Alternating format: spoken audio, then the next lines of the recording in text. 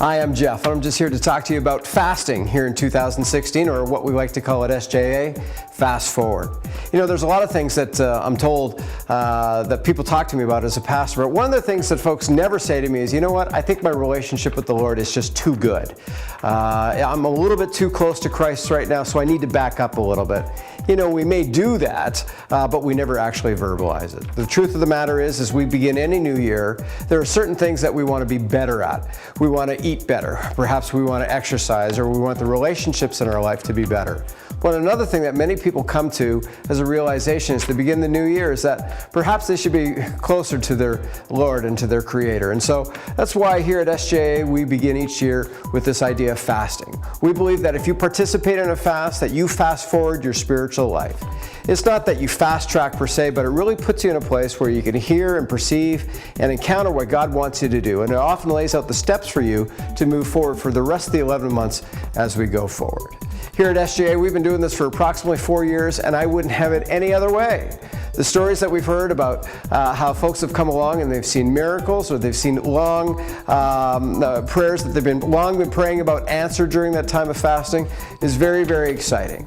The fact of the matter is, it's a discipline that needs to be in every believer's life. But many believers have never even given this a try, thinking perhaps this is way too hard, or I couldn't do that.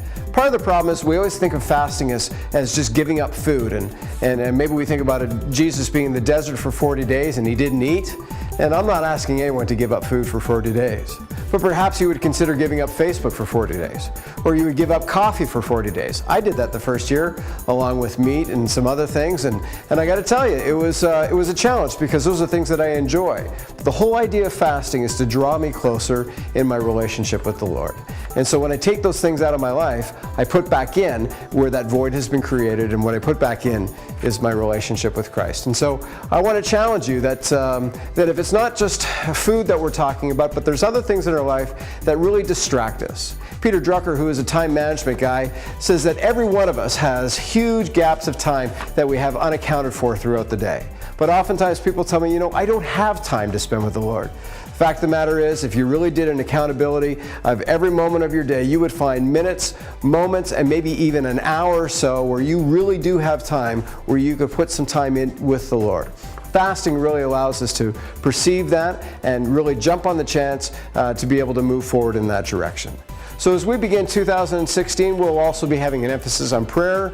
We have an emphasis in small groups beginning, and then of course this idea of fast forward. You can find here at the church a quick information sheet here that talks about the different kind of fasts, how you prepare your family, and some of those other things. But folks, what I want you to know above anything else as your pastor, that this is just a wonderful time to come together as a group. So it's not just one person fasting or 5 people, but it's hundreds of people fasting. The spiritual energy that creates in our service is just unparalleled. Our services in January are some of our finest.